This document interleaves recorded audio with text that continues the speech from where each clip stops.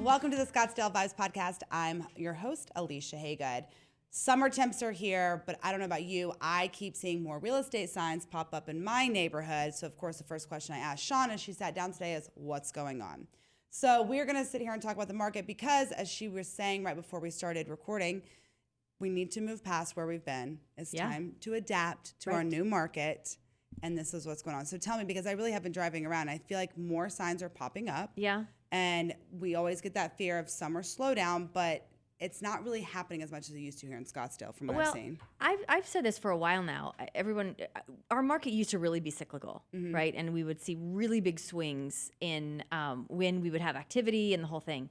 But because of the internet, it changed, right? Yeah. So people are watching online. People are, tracking things online. Even if they're somewhere else, if they really want to move, like they're watching everything. And if something pops up that looks really good, they call their agent. I get the phone calls. They're like, hey, this one just came on the market. I'm like, yep, saw it. I was just about to send it to you. Like, I'm on it. I'm going to go look at it today. I'll send you videos. I had one just recently came up and I didn't even send it to my clients yet because I knew, I'm like, it looked really good. So I just went over because their timeline is fast. Okay. And so I just went over and I just did a video and I sent it to them. And they were like, oh my gosh, I'm so glad you did that. And it was a great house, great lot, the whole thing. But it just wasn't as updated as the it pictures said looked. that it was going to be. In fact, the agent actually called me after and she's like, what did you think? And I'm like, you have a great lot, great house. I said, but you're overpriced. Yeah. She's like, by how much? And I told her and she was like, really? She just dropped her price by what I told her like 2 days ago. Yeah. So one thing I was talking about was with the mortgage broker, and they were telling me a lot of these houses are try to sell more off market because they're afraid of being on market too long, and that makes it look bad because then the price has to drop because of the season. So can homes sell off the market? Absolutely. Right. Does it happen? It happens all the time. Yeah, it happens. The problem is that if you try to sell your home completely off the market, you miss a gigantic pool of buyers that don't even get to see your house. Mm-hmm. So now your market share is that much smaller. Mm-hmm. So your opportunity for getting a higher price or getting more people to see it, all that exposure is gone. Yeah. I get it. So in a market like this, my opinion, the more eyes, the better. Now, there's something to be said about doing the coming soon and do all that, but I still even think, because we have that in our MLS now, right? It's coming soon. But MLS, or I should say Zillow, Realtor, all those things, they don't syndicate coming soon. So I see it, and if I have somebody set up on a portal to see that, they'll see it. You don't see that on Zillow. You don't see that on Realtor.com. Like I have an app that I have that it's like you can see that there. You can't see that on Zillow or Realtor.com or Redfin or anything like that. Another benefit of having to work with an agent. Right. There are things. Right. But so that is a good kind of gauge sometimes to see like how much interest the property has, the whole thing. But I still caution people, like, don't throw that out on coming soon and try to test the market like with a price that's so high, because we can still see that the price came down. Yes, we can. So pricing right now, really, really important. Okay. It's really important with your pricing right now. You've got to be really dialed in on your pricing. And if you price it too high, because you've looked at all, you together with your agent, whatever, you've looked at all the comps and you've decided on a price together and it's still too high, when you make that cut, it has to be a big cut. It has to be a big cut right now. Yeah. I'm seeing a lot of like $1,000, $5,000, $10,000 sometimes in certain different price points. And it's like, that's just not enough. That doesn't do anything. The buyer looks at me and they go like this. They're like, that was nothing. Why'd they even do it? It's because they want to try to get it to pop back up in the portals and the whole deal. And it's like, it doesn't work. Buyers know what to look for. Buyer seller market right now, and why? Buyer market. We're in a buyer's market. We have been for a little while. It's not a huge buyer's market, so I don't want to say that and have all the buyers go, yes, now I am in complete control and I can dictate the price. A mass flood of like people come out. Right. Yeah. So buyer's market, just because we do have more inventory, our inventory is not crazy high. Right. We have more inventory than we had during COVID, which was nothing. I mean, we had like 0.4 months of inventory, and our contract ratio, which is what I look at a little bit more, was so crazy high. It was ridiculous. But we have more inventory now, and the demand is a little bit less. I always say this, and I've talked with Tina about this. I'm like, our demand is low right now, but I always caution people. I'm like, there's still demand. There is. The demand is it's just a little bit more shy, maybe. I don't know. Because I've got a lot of buyers that are still looking, but they're looking for the right house. They're being a lot more picky. Do you think that has a little bit due because, I mean, we've kind of seen the mortgage rates kind of steady out, but then a bit. So it's like, well, if nothing's changing, I'm going to take the time to find exactly what I want rather than rush. For sure. I mean, they feel not, that's the whole thing with the buyer's market. There's no is pressure. that there's not a ton of urgency. Yeah. Right? Unless the urgency is that I'm getting a new job here and I've got to move and I've got to find a house. Yeah. But even with that, a lot of times people have backup plans. They're like, I want to find the right house. I don't want to buy something just to buy it.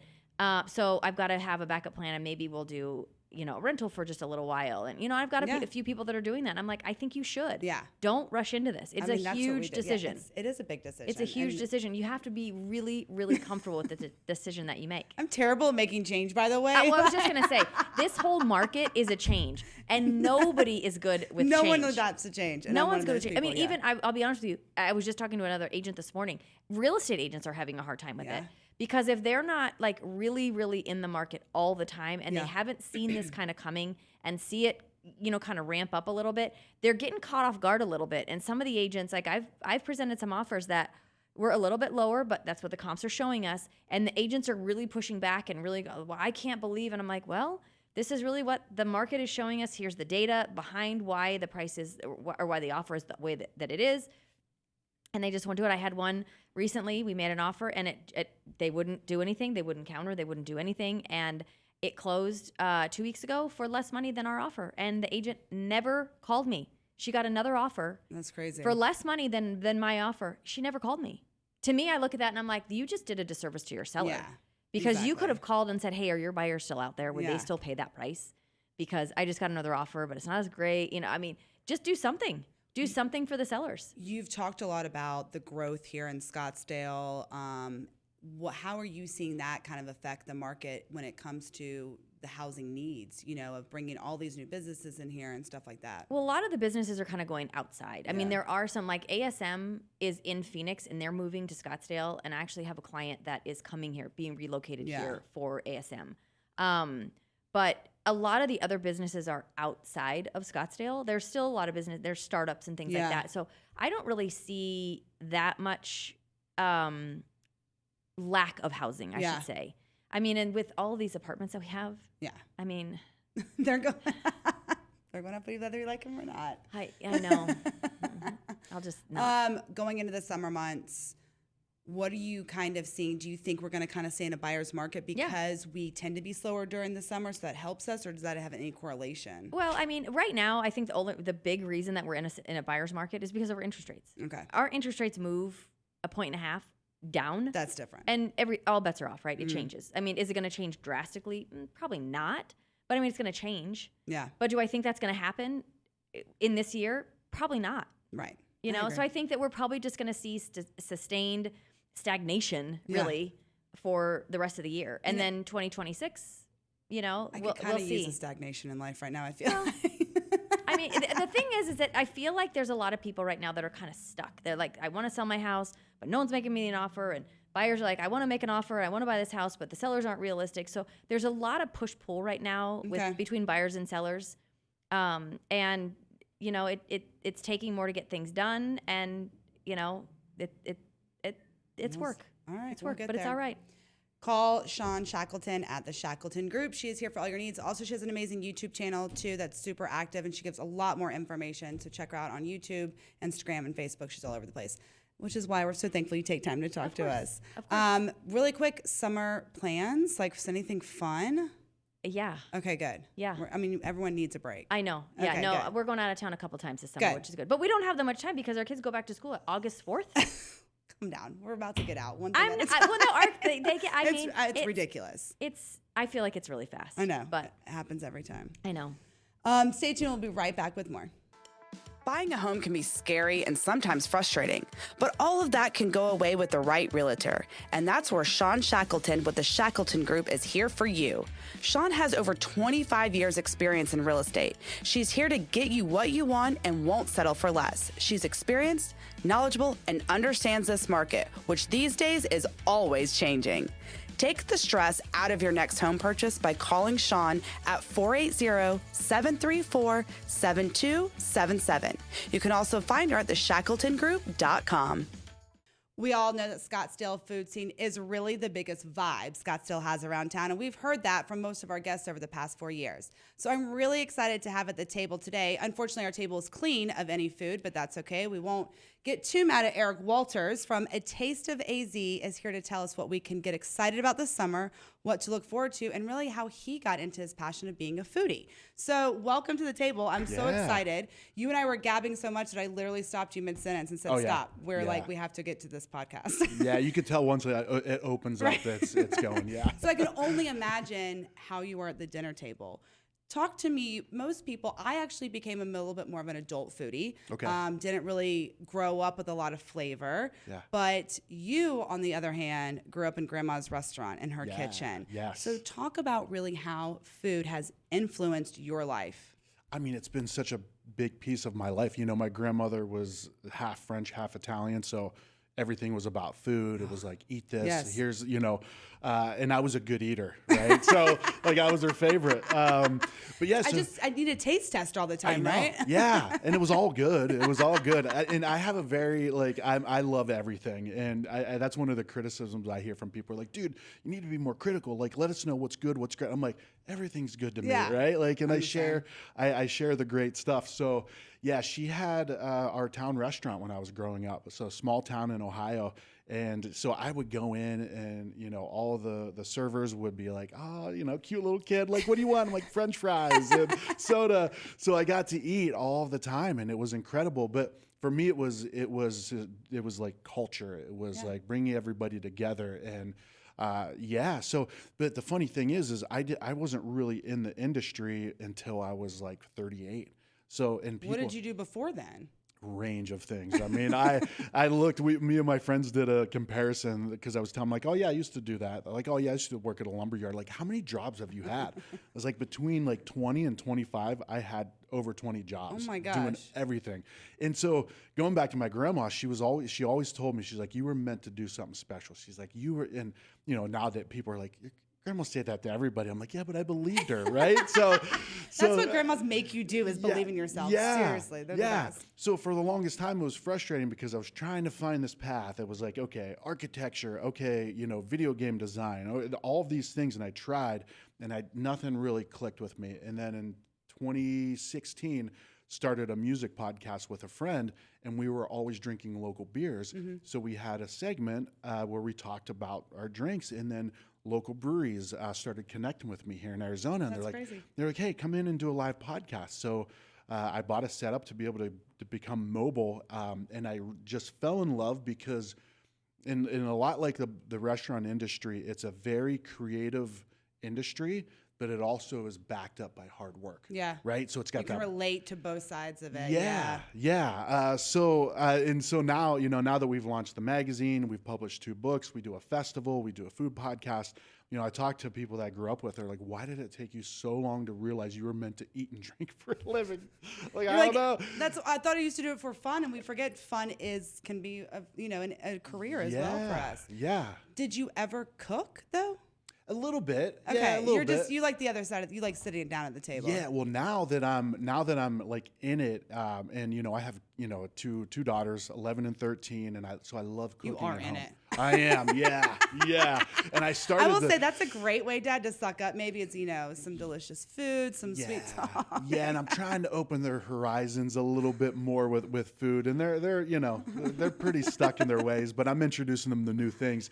But yeah, so I'm really starting to enjoy to make food now. Okay. Like I'm learning new techniques and new recipes. And, it's kind of funny because it started with a beer podcast. And so my life was revolved around beer. I was the beer guy, and I quit drinking like a year and a half ago. Nice. Congrats. Yeah. And now I'm bored, right? Like I got to find something to do. So hobbies, so I want to start cooking. Like that's one of my goals is to start cooking. No goal of anything beyond just cooking for my family and friends. But, do you have grandma's recipes somewhere there's one recipe that I remember, crumb spaghetti. So it's just like spaghetti with like breadcrumbs and Parmesan cheese and like oil. It is basic, yeah, but it's good, yeah. So good. Have you had it lately? No, That's I why, haven't. because it's late. I know, Try it as an adult and see how, how the exactly. memory might Yeah, shift and change. and eating it in her kitchen in Yeah. her small house. Yeah, so but I might bring the crumb spaghetti back and maybe in add some some way. meat to it or There something. you go. Add something else. What does food mean to family, especially someone who grew up in that way? Yeah. You always hear about breaking bread with people and how it really just brings a community or your family together. Yeah. So what's been like your love and experience as you started this podcast and you have these one-on-one interviews with these chefs and Yeah. these restaurants? How does that incorporate into everything that we eat and do? I mean, it's a passion-filled industry, right? It's Mm-hmm. a lot of people that have, especially when coming from craft beer, like that was an industry that people quit the job they hated to do something that they loved, right? Yeah. You said that you're a home brewer, Yeah, right? my husband hasn't done it in a few months, but we've been home brewing. We started for my son's first birthday. Yeah, and he's nice. about to turn 11. So yeah, 11 years now we've been, and we up the ante how we do it. So he has like a kegerator now that we can keg Nice. everything, and that helps. So Yeah. but it has taken 11 years to get to this, and you can see how the love and dedication changes with the beer and what you're good at and what flavors work. But it is a Yeah. passion and it is a dedication. Yeah, so a lot of people, that was their hobby, right? It's like, all right, I come home from this day of being a Yeah. tech support guy, just hated it, but now I'm going to brew some beer. I'm going He's to hang in out with my finance, so friends. yeah. Yeah. So people have like, they've taken that leap and they're like, all right, I'm going to open my own brewery or I'm going to open up my own restaurant, right? So the passion in the industry is really what drew me in. When I Yeah. started doing interviews and, I have a background of sales and Of 25 jobs in 5 years. Yeah, You have a lot yeah. of backgrounds, Eric. Exactly. Let's be awesome. Yeah, but I worked actually for college for about 9 years, like before I took the leap to do this, and I was an academic advisor, and my specific job was to help people who had dropped out come in and finish their last couple classes. So I got all this training on digging into people's stories, like what is their true, Yeah. like why are you doing You're this? what? Like, why? Yeah, and going beyond the surface, like, oh, I'm doing it for my kids. I'm like, what do you mean by that, right? So really kind of peeling back the layers to see, like, why are you really doing this to help to motivate them? So when I started interviewing, brewery owners and brewers and chefs, I had that skill set to be able to kind of dig deep. And, there have been several interviews that I do where people kind of tear up a little bit, or they're like, I haven't talked about that in years. So it's, in a day and age where everything's so quick and, here's, snapshots of this restaurant in 15 seconds, like we're doing 45-minute interviews, Yeah. digging deep with people like Christopher Gross and, James Piazza from Bad Jimmy's. That's amazing, yeah. Yeah. So to really get their passion and understand like why they do it. Yeah, I What don't know if is- that answers your question, but Well, what is like a common passion that you've heard from some of these interviews? it's people, it's community. Yeah. There's a lot of. I just went to this speaker series. It was the first in a series of. I think they're going to do several of them, where Spinatos is working with State 48, the State 48 Foundation, and they're doing having panels and they're talking about different topics. And they had 3 people on this panel. This was just I think this was Monday. And every answer they gave had something to do with people, right? And Spinatos, their core concepts were all revolved around people. It wasn't like, oh, creativity and this and that. It was all about the people. So that's the through line. And you see all of these different restaurants and chefs and, creators, right? You have breweries collaborating with restaurants to Yeah. do fun things, and it's all about connecting Yeah. with people. I love that. and Because that's create- what food does. That's where, like, that goes back to the Yeah. original question. Like, what does it do? It brings us together. Yeah, for sure. It's the one common thing that we all have is we all need to eat. In Yeah, that sense. exactly. Yeah, The for sure. basicness of it. Yep. Let's talk about Scottsdale scene. I've Yeah. only been here 6 years, as everyone knows. Everyone should know at least. Yeah. How has the restaurant scene shifted? Because we're really becoming a spot on the map for foodies to travel and just eat here. Yeah, for sure. I mean, it's changed a ton. I mean, just I think Phoenix metro area. I moved here in 07, but for several years, I think even decades, Phoenix was like a testing ground for chains, Yeah. right? Because it has a diverse, huge population. So, an Outback or a Chili's can really kind of test things out here in this huge market. Yeah. Where over the last, 20 years, I've been here almost 20 years, you start to see more independent. I love it. Yeah, and it's been great. And so we're across the whole state, right? So in our magazine and in our book, we cover the whole state. And, but we're based here in the Valley. But, to see just, I guess, the range of places, so I guess kind of go back. I was trying to narrow it down for this because I know this is, Scottsdale vibes. So I started going through and I'm like, all right, I got to make sure I mention this place and I got to make sure I mention, and the list just kept going. Can you? Yeah. Because then you're going to be like dismissed from missing the other five that you forgot. Yeah. The amount of the quality, the high-end restaurants that have come in to bring people here as well. Yeah. But I think the quality of the food is still there, right? For sure. One thing that we love about the Scottsdale scene here in Arizona is it is our time to enjoy it now that the summer months are hitting up. Yes. So what are some of your favorite places to check out during, our local season, as I'll call it, for us to get in and enjoy some more? Sure. Well, I mean, that is, and I love that you said that too, because a lot of times people are like, oh, the summer's great. You can go up to Flagstaff and you can go to Prescott. And it's like, you can stay here. You can stay here and enjoy a lot of stuff that we don't get to. Yeah. And I'm not really a seasonal eater. Like I will. I'm not either. Yeah. I want to eat what I want to eat when I want to eat it. I'll eat chili in the summer. I don't care, right? I'll eat ice cream in the winter. But yeah, that's what I love about Scottsdale too. Is there's a whole spectrum, right? Have you been to Bad Jimmy's? No. So Bad Jimmy's started off at like downtown Phoenix where Breadfruit used to be. And it was a dude who worked for Chris Bianco and started to do smash burgers. Oh, yeah. And just a smash burger. real, it's so good too. And this, I mean, Bad Jimmy's is next level. So he just opened a spot at the old Starlight Barbecue, just east of Old Town. So Bad Jimmy's, I mean, he's doing smash burgers and fries and ice cream, right? But he's starting to do wings too, but it's a very simple. And he's a young dude that loves punk music, so you go in and you feel that vibe, right? Like the music That's slap. what a smash burger should be. Yeah. And get a good local craft beer to go with it, kind of For thing. sure. Yeah. Yep. One of our, to get a little out of town, like we were talking about, one of my favorite smash burgers, my son is a smash burger aficionado, is Bun Huggers in Flagstaff. Oh, yeah. Has some great smash burgers. I've never been. I always drive by it because when I go to Flagstaff, I hit downtown, and then when you're driving out, Yeah, you it's go right past. there. Yeah, It's worth the stop. Yeah. Okay. Yeah, it's worth the stop. And I'm the kind of person, you have to start with the basic. If you can't get like a basic cheeseburger, smash burger, then like I'm not going to escalate up and elevate up for it. That's okay. So there's some of those things coming up in Scottsdale. What do you see for the future heading into fall? You always host a huge event here at Salt River Fields. Yep. Talk about coming in, enjoy the restaurants here in summer. What are we looking at for the fall season with you? Yeah. So, well, I mean, there's a huge range of places I would say go check out in the summer, right? Liquor Pig just opened up. I don't know if you've been to Liquor Pig. But Chops, the guy's name is, I don't even know his real name. Can I just ride your coattails around town? I'll just be your caddy or whatever. Well, Chops he's legit. Like he is, so he worked with Rochelle up at Atria up in Flagstaff. Okay. Atria is just a phenomenal place. But this dude, Chops, I think his name's Scott, him and a few other people just opened Liquor Pig just right off of Scottsdale Road. Okay. And I mean, the food is phenomenal. The cocktails are great. They serve a drink in like a Spam can. Oh, yeah, I've seen it. Yeah. Yeah, I mean, it is like people are like, dude, this guy's one of the best chefs in the state. So, and you've got that whole range. Chacon, I think that's how you say his name. I've only read it.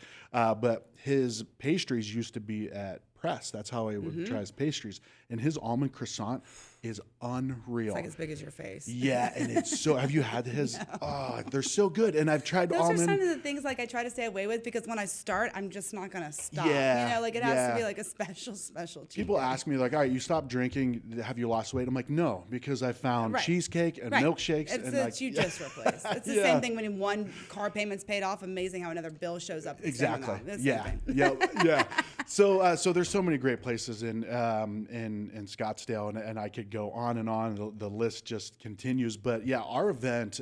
So we've done it 2 years in a row now at Salt River Fields. Like beyond center field, they have this really nice event space. So it's a tasting event. So we had 50 vendors last year, and it's all food and beverage vendors, all local, and it's a sampling event. So once people pay their ticket price, they get samples, Yeah. free samples from all these places. We limit it on the alcohol. It's an unlimited food, but like 15 drink samples. But they're good sized samples, right? That's a lot. Yeah. Yeah. And there are cocktails, there's wine, there's beer. And we tried it. We're very curated about the list of people we get. We don't want to have 20 taco vendors. We don't want to have. You like the variety because we have a variety kind of city. We want to represent everything. Yeah. So we had like Dom Ruggiero from Hush Public House and Fire at Will. He's come and he did like last year, he did this risotto ball. Like it was unreal. Like it was incredible. And we had a best in show, and I think he would have won had Saucy Luke's barbecue just not been unreal. Like his, and what a name. Are you trying too. to change it up every year when you do these things? A little bit. I mean, you have some of the same obviously come in, but to help with that variety. And there's also new restaurants always popping up too. Yeah. And it's kind of a, the restaurants come in and they, they're giving free samples out. So they're not selling any food. So we find places that are kind of in the middle that can handle that. And we help them by kind of reimbursing them with some of their costs. But so they got to have the staff on a Saturday. They have to, so smaller places have a hard time doing it.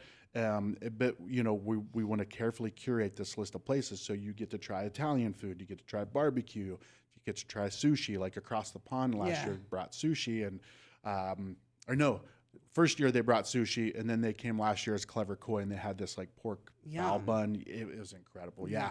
So we really try to take it up to the next level. So the goal is for people to come sample this food and then be able to be like, all right, where are you guys at? They're Well, like, that's right. We're And on then Scottsdale Road. go try it because that's what you want. For sure. Yeah. We want to draw people into these places to enjoy them, and AZ Restaurant just recently finished up. Yep. So how take advantage of those kind of places? What's the value of when these locations do that for us?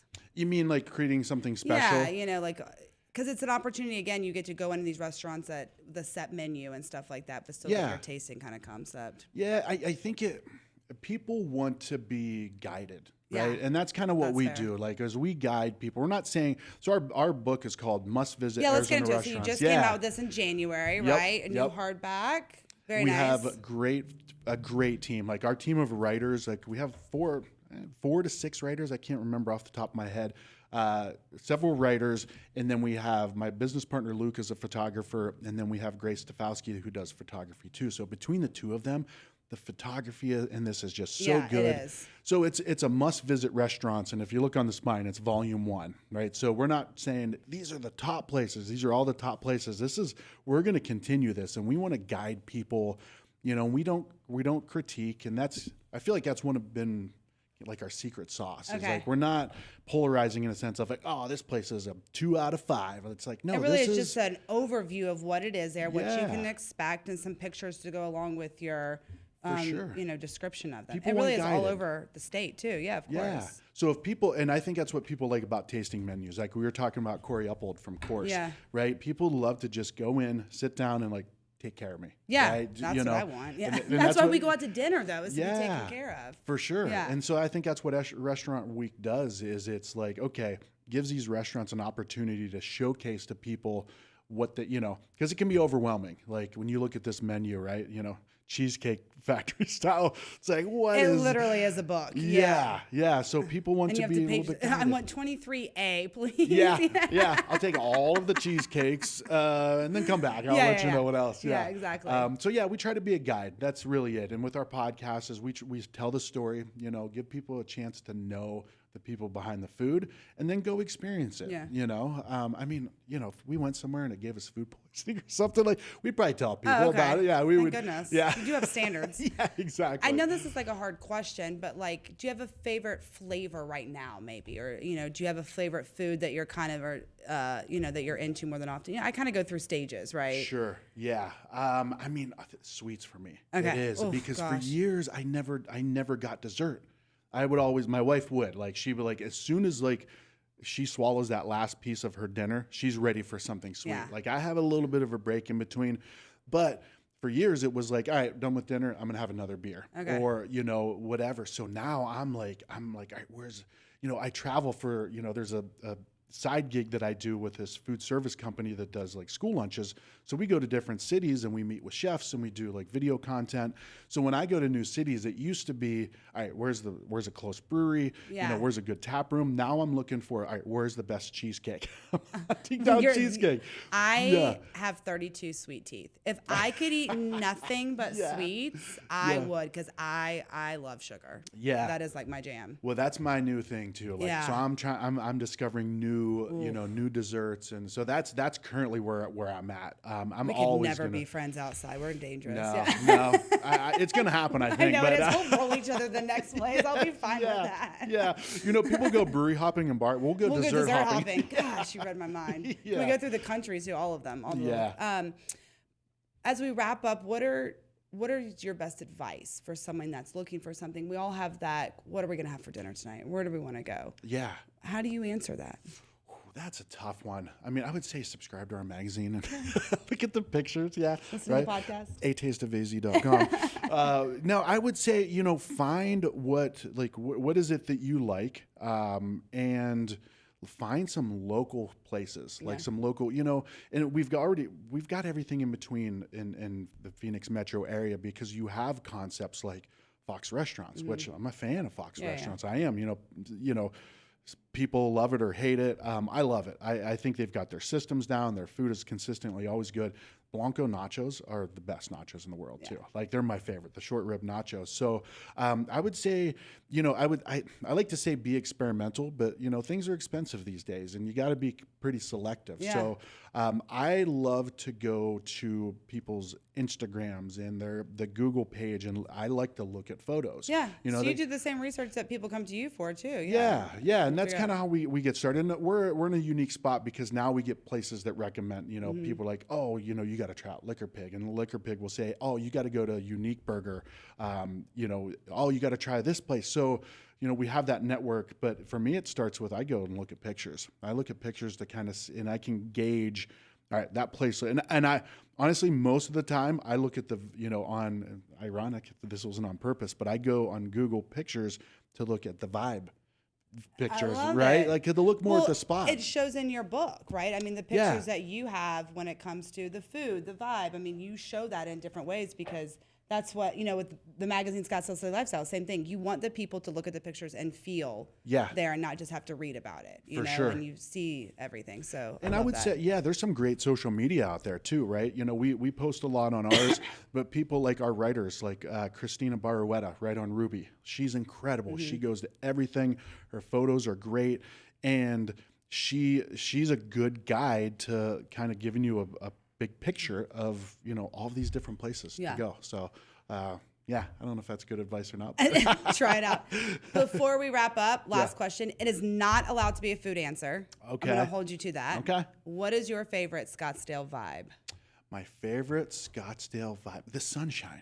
Yeah. It is. I mean, honestly, I moved here from Ohio in 2007, and every day, I am just grateful for the sunshine, because my wife moved from Minnesota. So y'all really get it. Yeah. So we'll have coffee in the morning and just be like, this is incredible. Amazing. So the sunshine for sure. I love it. Yeah. Well, go check out his team and everything they do at Taste of AZ. They have it on tasteofaz.com. Tasteofaz.com. And go get their book as well and check them out and get ready to eat. Let's eat our way through summer. Why not? There's nothing else to do. It's my plan anyways. All right. Have a wonderful week. Keep vibing, Scottsdale, and I'll see you hopefully eating around town. When it comes to protecting you, your family, and all your assets, you need to have someone that you can trust, and that's Jeremy Mueller of State Farm Insurance. Jeremy Mueller has lived in Scottsdale his whole life. How can anyone else know your needs more than someone who's been here and seen it all? Jeremy and his team are always ranked in the top % at State Farm. He cares, he's knowledgeable, and most importantly, he's always available. Don't believe me? Give him a call at 480-515-5223 or find him at jeremymueller.com.